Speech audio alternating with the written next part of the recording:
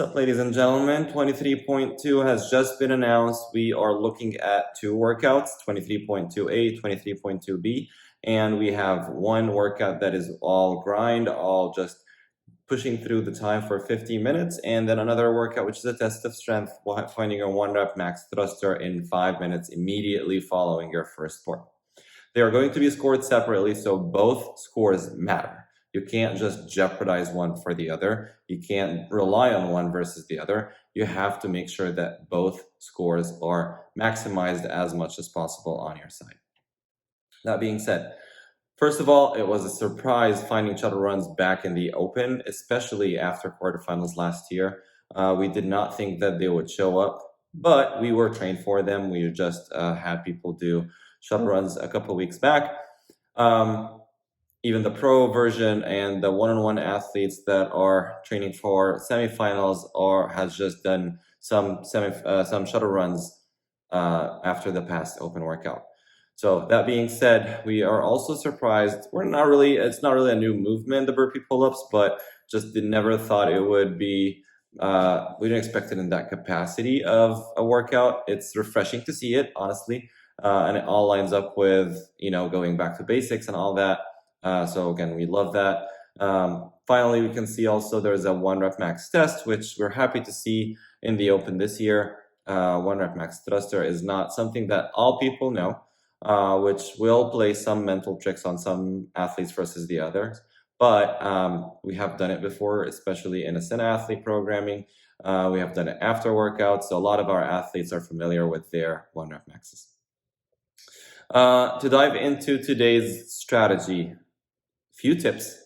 1, do not get out too hot. So this is more of a marathon. You're going to be running a lot. You're going to be doing a lot of burpee pull-ups. So I want you guys to just make sure that there's a very fine line between going too slow and going too fast. And I think the best scores are going to be the people who ride that line perfectly. So I want to start off strong, but I'm not sprinting. I want to make sure that I have a rhythm in my burpee pull-ups. I want to make sure that I step behind that line, drop, get back up, jump into the pull-up bar, step behind that line, set that rhythm for myself as I go through it. And I'm going to start with the burpee pull-ups first and focus on that.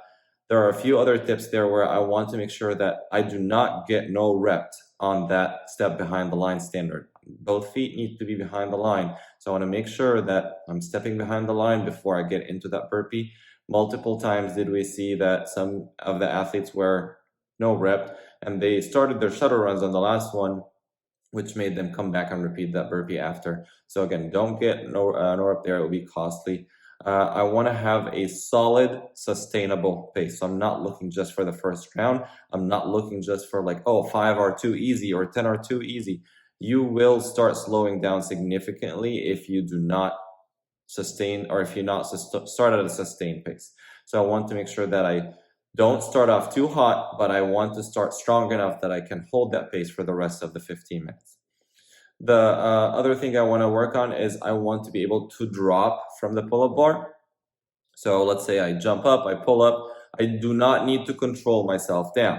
A lot of people, especially people who are familiar with strict pull-ups or people who have been practicing capacity pull-ups, you will immediately just go there. So I want you to think about getting up. Once your chin clears, drop down, step back and go.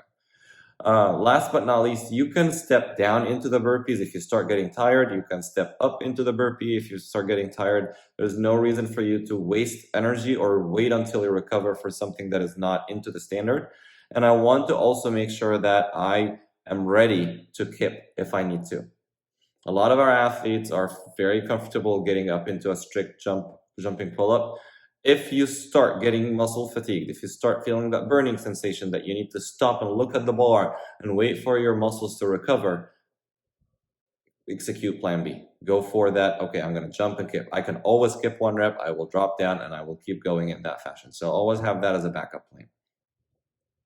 If I look into the shuttle runs, 1, of course, do not get no rep there. It's easier now that we've done it before, but if you haven't been practicing shuttle runs, make sure that both your feet and one hand passes the line and actually touches the ground.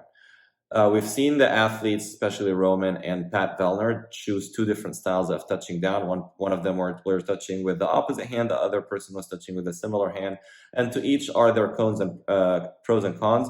But I wanted to try both in the warm-up. I wanted to feel like in the warm-up, I'm able to try both and see which one feels better for my body, which one feels better for my lungs, lower back, even visually when I'm looking around and getting from one side to the other of the gym. You can make yourself sick on this workout if you keep going in a circle and you're not facing the same side and you're just changing things up too much with all the up and down with the burpee pull-ups.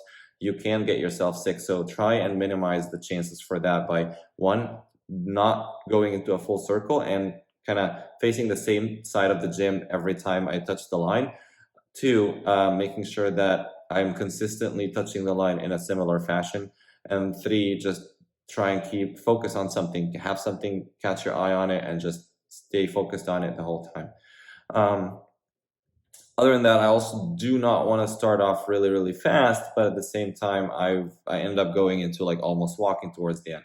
So I want to make sure that my rhythm, my pace on the runs does not get slower. It does not get just hindered by the fact that I have nothing to pace myself with. Remind yourself how to keep pushing by potentially just making sure you're picking your feet off the floor, raising your knees a little higher. All those tips and cues for the runs are going to help you. I do not want to lose time on the runs as the workout progresses. And then we go to the warm-up. As you guys have seen last week, we have posted a warm-up in the description below. So we're going to do the same thing. Look in the description below for a detailed warm-up on the behalf of our Ascend team. But I do want to make sure that I get myself in a good, warm, sweaty feeling where like everything is loose, everything is moving pain-free, click-free, there's nothing there. Making sure that I get some practicing for burpee pull-ups in the warm-up, making sure that I get some practice for shuttle runs in the warm-up, making sure that I practice both forms of strict and kipping pull-ups in the warm-up just in case, making sure that I try both touching with the same hand, touching with the opposite hand in the shuttle runs, and making sure that I focus on those tips in the warm-ups as well. So looking at one side of the gym, making sure that I'm not going in a circle, making sure that I set my foot behind the line every time, and just make sure all of those get checked in the warm-up.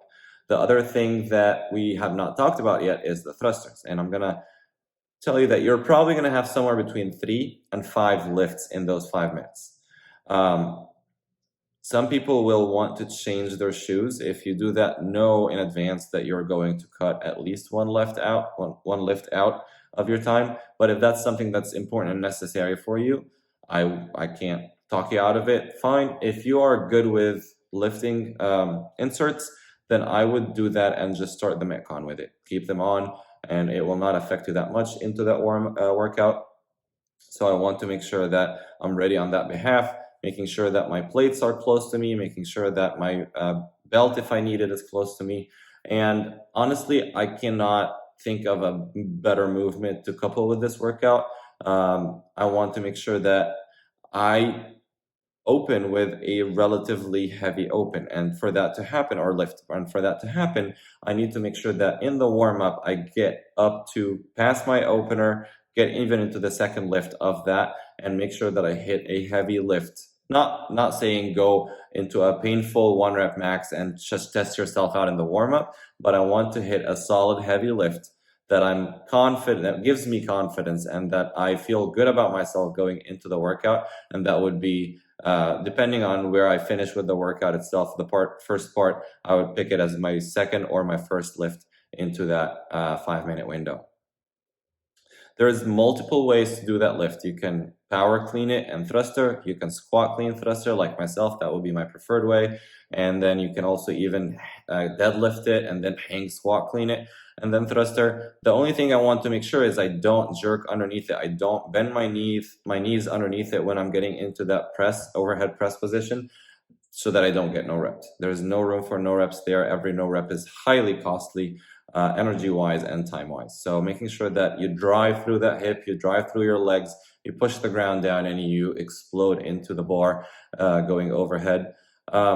Making sure that I also want to set myself up that there's no room for like a missed error or anything like that. So again, in the warm-up, making sure I warm up my cleans well, I warm up my first lift well, or my first pull well, I warm up even some clean pulls, some empty bar presses. All those will help in that scenario. You shouldn't be too fatigued muscle-wise from the workout, but you will be lungs-wise, and from what Pat Fellner said as well, and some of our athletes that have tried it today, your legs will be a little bit on the sore side. So make sure that you give yourself some time before you start your first lift. Be patient between the lifts. Don't rush the second lift just because the first lift felt great. I don't want to immediately go, let's say 20 to 30 pounds heavier, and then immediately within 30 seconds lift it. So I want to make sure that I give each lift its own time and make sure that I do not no rep or miss any lifts.